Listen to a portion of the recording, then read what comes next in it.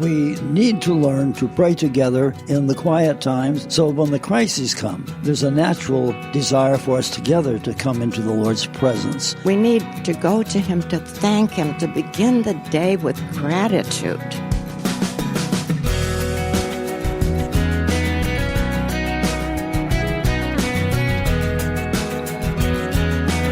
This is First Person. Welcome to this week's conversation. I'm Wayne Shepherd, and in a few moments you'll meet Chuck Christensen and later his wife Winnie, who both have been longtime faithful followers of Christ. Each week our desire is to present guests who in a variety of ways demonstrate obedience in following after God and His call in their life, and we meet all kinds of people through First Person, each of whom teach us a little more about how God prepares us and uses us in His kingdom. If you're a new listener, these weekly interviews are all available a variety of ways. In addition to the radio program, you'll find us as a podcast on iTunes and a variety of apps, including our own First Person interview app, available for both Apple and Android devices. Plus, you can listen right on our website, firstpersoninterview.com. Our guest now is Dr. Chuck Christensen, who for many years served the Lord in Christian radio and on the communications faculty of the Moody Bible Institute in Chicago. Now in his 90s, Dr. C was also known by many children growing up as Sailor Sam on a popular children's radio program. Later today, we'll be joined by Winnie Christensen as well. But I started by talking with Dr. Chuck Christensen about his early life serving his country in World War II. Well, I originally went into the Army, drafted, and I was at Camp Grant, which was a camp that was outside Rockford at that particular point. And because I had had some experience in high school with shorthand and typing, the Army needed male shorthand writers and takers and typists, so I was put into a business school at the Medical Corps. A little bit after that, I was sent to the University of Wisconsin for 9 months. And then after that program closed, which was an advanced training program, a man came and interviewed a number of us at Wisconsin. Would you like to come to England and become part of the OSS? And we need coders. Was the war underway at this point? Oh, the war was very much so. This was in 1943.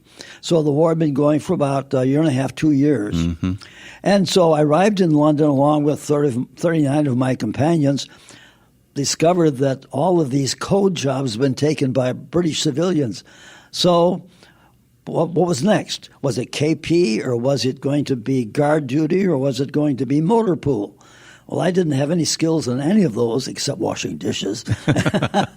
But they discovered that I had secretarial skills.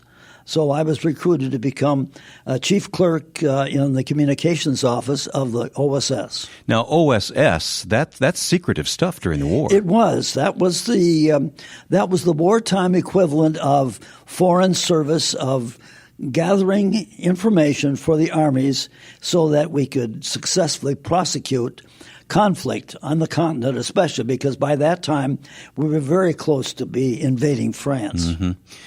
What was that like for you at that age to be in London suddenly? And London was, that was not a safe place itself. No, it wasn't safe, and yet in the time I was there, I never was near any of the severe bombing damage, which came first from traditional bombing, which is high-altitude bombing, where they went after factories and rail yards, etc., to the V-1s, which were buzz bombs, mm-hmm. And there were about 5,000 of those that were launched toward London. And then there were about 2,000 or 3,000 V-2s, which were stratosphere rockets up in the stratosphere and down again.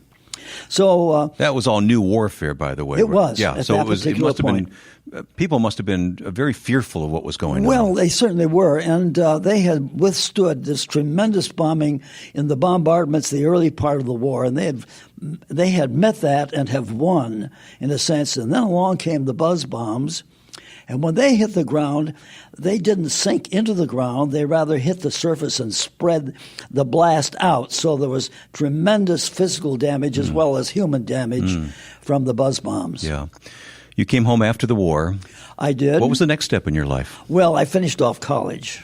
Okay. I went across the river from my hometown, Aurora, to Aurora College, which is now Aurora University. Did you have a career path in mind at this point? No, I didn't. I really didn't. Although I was interested in the possibility of Christian ministry. And the reason that was because when I was in London, I heard Armed Forces radio for a while, and I noticed that in the Armed Forces radio there were some Christian programs. And I said, oh, radio, the gospel, the two go together. So that sort of triggered something in my mind and heart about the possibility of being involved in some kind of Christian radio ministry. Because of that, after I finished Aurora, I came into Moody as a student in the fall of 47. And when there, then after there for a while, I applied for a job at WMBI, which I secured about 1948. It was a part-time job announcing and writing. Did you come to school in the GI building? Yes, I did. All right. I was fortunate. Just like most young men of your generation. Most of them took advantage of that, and it was a great gift from the government, really from the population of the United States. But you said there's something about Big Ben and radio that you hinted at a story a few moments ago before we started here. When I was in London, I suddenly remembered that that's where Big Ben is. And as a boy in my early teens, I listened to Big Ben chime out the new year over radio. It so happened that NBC, I think it was, picked it up from London and broadcast these wonderful golden tones from Big Ben. And I had an idea. Now, this is really crazy. I had an idea that maybe I could get some friends together, go down to Big Ben, and they would broadcast it again, and we would yell, Happy New Year, hello, hello, hello, America, etc. And I wrote to my mother to alert her that I was going to do this. Now, this was in the fall of, or in the transition from 43 to 44. Uh-huh. So I did that. I actually got 3 or 4 guys to go with me down by Big Ben. We stood at the base of it, couldn't get too close, but the chimes began, and we yelled and shouted and hooted and hurrayed for Happy New Year. And I waited anxiously for a reply from my mother. She wrote and said, they didn't broadcast it this year. So all that for nothing. That's right. And all of these silly Americans, I'm sure, as the Brits thought we were. But it gave you a great memory. It did, a great memory, yeah. All right, so let me take you back to the States now. You're a student and working at Moody Bible Institute. Yes. Of course, the radio station there is WMBI. We're being heard on that station and many others right now. Yes. But that station was where you served for many years. What was your first job? You were a student at the time? I was a student at the time, and it was an announce position. Control room, it was not a control room operator, it was a control room announcer. All of the radio engineers handle the equipment. So you didn't touch equipment at all? Didn't touch equipment at all. You were just to talk. That's right. That was just your job. Talk. Yeah. And then I did some radio script writing. Okay. For instance, I wrote church announcements. And that was a very interesting job because how could you be creative in announcing a church meeting? It really was very difficult. We'll be meeting again at 11 a.m. on Sunday. But it was all right. It was the beginning of getting acquainted with the oral medium, AURAL, the hearing medium, getting acquainted with that because that's very important that we think in audio terms, not in visual terms. In those days, drama was a big part of radio production, and it certainly was at Moody, and you played a key role in some of that. When did that begin? I was a producer for Aunt Teresa's program, the KYB Club. A children's program. Mm-hmm. And she wanted to have a little drama, and we discovered that one of our sound men, sound effects men, was a sailor in World War II, and he said, I could write a script about a sailor on the ocean. They said, let's do it. So we tried it, and it worked out okay. And thus was born The Adventures of Sailor Sam. Sailor Sam. What year did that begin? That began in 1950. As a part of KYB Club? Right, a part of the KYB Club. Right. About 7 minutes of KYB Club, which was an hour-long program at that time. And it was on Sundays? It was on Sunday afternoons. 2 o'clock. After church, families would bring their children to the studio. Families would sit up in the gallery and watch the kids as Aunt Teresa told stories, and there was music. And I've heard some stories about that. And then we had some fun doing this little drama, which carried on from week to week. And then about 4 years later, the transistor was invented, and we decided to reduce the KYB Club to a half hour. And so Sailor Sam had nowhere to go except to go up, and it was pushed into a 15-minute program. So it became its own program. Its own program. And you were Sailor Sam from the beginning. Had the privilege of producing the program from the studio, as well as doing the acting. Yeah. I can remember hearing some of those programs. I think it was Bill Pierce at one point. Bill Pierce was announcing. Was the announcer? Yes. The Adventures of Sailor Sam. That's it. Yeah. Great fun. Well, I don't know if you remember this or not, but you and I, many years ago, were part of a group of people who went canoeing for whatever reason. And well, you and I were in one canoe. That's right. It was a management retreat. Yes. And this was a break from our busyness as managers. And this is long after Sailor Sam had ceased production, but you were still known as Sailor Sam in those days. Yeah. And it was entirely my fault, but I overturned the canoe. I'm not sure it was your fault. I think it was my fault. I can't imagine Sailor Sam I'll give you the credit. Not being able to pilot a canoe. Yeah. But, so I have the distinction of being the only person who's gone down with a ship with Sailor Sam. So that's right. That's one of them.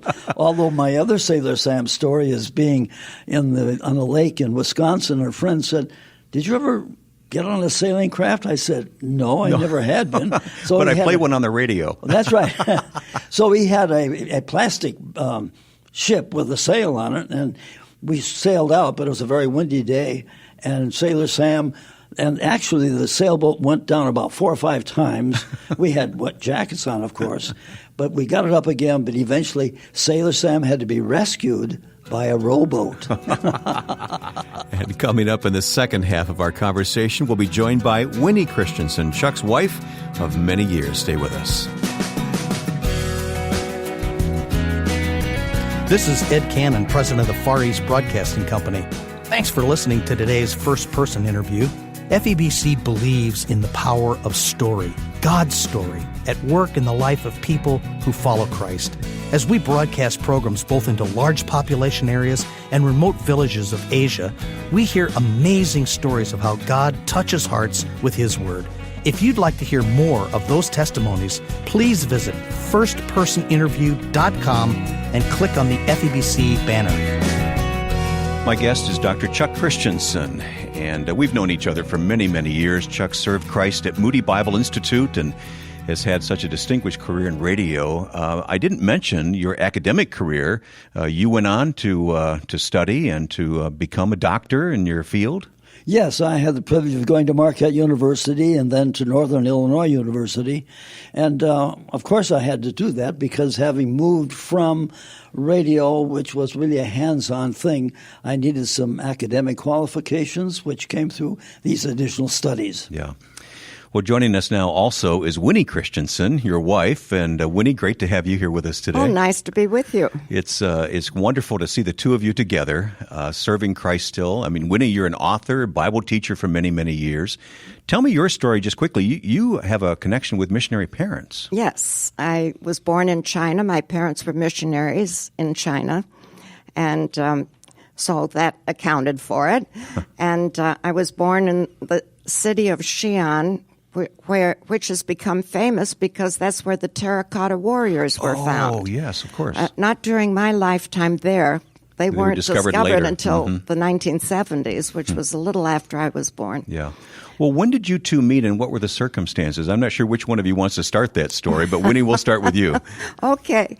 Well, I was in nurses training in West Suburban Hospital on the west side of Chicago, and Chuck and several other single men from Moody were going to a small church on the west side of Chicago, and student nurses discovered that there were these single men going there. It seems like a pretty good match. And, Moody men and nursing school. School. So I was invited to join the group, and I said, well, I'm not going to be one of those silly nurses that falls in love with one of those guys, but I'll come. So I went. And it wasn't long before I found myself getting very interested in one of the young men. So I left the church and went to another church for a while. Okay. And then thought, well, I'm all over it. I can go back. And I went back, and who was the greeter at the door but Chuck? And his first comment was, "Where have you been?" And so, and you remember that too, Chuck? I remember that very well, certainly. So it went on from there. And we met at this little church and started going together, and now we've been married for 63 years. Yeah, that was my next question. 63 years. 63 years. 4 children, I want to say? Yes. 4 children. And how many grandchildren? Well, we have 8 grandchildren and 3 great-grandchildren. Okay. And they're all a delight. Yeah. And it's... Well, the two of you have walked with the Lord a long time, and you've known the Lord's call on your life. Can we talk about that for a few minutes? Chuck, your call to radio, was there a moment or was it a gradual thing? It was a gradual thing. Getting into radio, though, of course, began to confirm it. So as I progressed along in the career path of being in radio, more and more I realized the value and the opportunities that came with radio broadcasting. So it grew, and after I'd been in radio and then moved to full-time in 1950, I had a firm conviction this is what I ought to pursue. Mm-hmm. I actually explored some other kinds of options in radio, but none of those came about. So I stayed at Moody Bible Institute, and I'm glad that I did. Yeah. And Winnie, of course, in addition to raising those children, along came writing books and leading Bible studies. So you've had a definite call in your life as well. Yes, and it's been an amazing journey, really. For a young couple listening, and maybe they're searching for God's will for their life, what is God's call for us? You know, there's got to be something more than, just living for ourselves. What advice do you have? I think one of the answers to that question is, are you as a couple reading the Scriptures together and praying together? Because it's in that kind of a setting that God is able to move your life. It may only be inches over a period of time, and yet there can be an irresistible force that calls you and says, we could do more. Would you do this? Would you do that? Mm-hmm. And so we also had the opportunity as a couple to write a column in the Moody Monthly magazine when it existed, and we did that for 16 years. We invited readers to send in questions. I had forgotten all about that column. Yeah, we were the Dear Chuck and Winnie. Yes, like of the course. Dear I remember Abby now. Yeah. And of course, as our friends in New Zealand used to call that kind of writing assignment an agony column. Well, it was agony to write sometimes, right? It was. You are agony exactly to meet the right. deadlines. Yeah. You are exactly right. But Winnie, your perspective on hearing God's voice and coming together as a couple in ministry. Well, I think doing the things that are opportunities at the time, beginning with Sunday school teaching and being involved in a local church. And then as a wife and mother, a friend of mine and I decided to start a Bible study together for the community in the neighborhood. You're talking about simple steps here, aren't you? Simple steps. Start with, little things and open doors that God opens, really. Mm-hmm. And it went on from there. Mm-hmm. And really felt that this was what the Lord wanted for me to do. Right. Before we came to see you, we were studying in the book of Hebrews. We're still doing it 63 years later. We're still learning. Team teaching. Absolutely. Oh, are we ever having a Bible study where we live at Friendship Village with a wide variety of people, and it's delightful. And we're learning. We never stop learning. No life is without its share of heartache. Without being specific, how have you handled those times in your life together? Well, being together in our faith in the Lord has been a tremendous help. But very early in our marriage, we had some of the most difficult challenges that we have faced in our marriage. The first child we had lived 3 days and died of a very rare congenital heart. A year and a week later, we had another child, and he had the same defect. They said it defied medical statistics because it was such a rare form of congenital heart. And he lived 3 days and passed away. Your first 2 children. First 2 children, full-term deliveries, beautiful little girl and boy. So naturally you're thinking, will we ever have children? Well, then I had a miscarriage. Oh. So we lost 3 early in our marriage.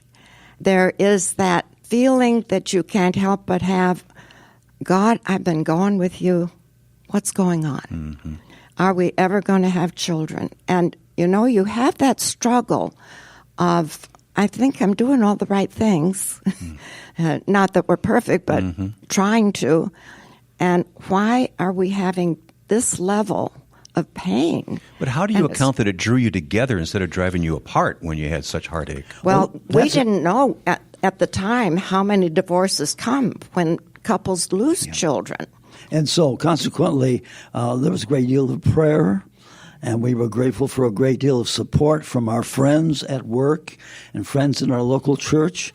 So all of those, along with our own prayers of asking God why, although we never had an answer to that in one sense, yet there was the determination to say, we believe that God lives and that God is good. And so we pursued on. And then God gave us 4 additional children. And that's one of the lessons that even at this stage of our lives we're getting in our study in the book of Hebrews right now, that faith is believing, number one, that God exists and that he's a rewarder of those who diligently seek him. In other words, God exists and God is good.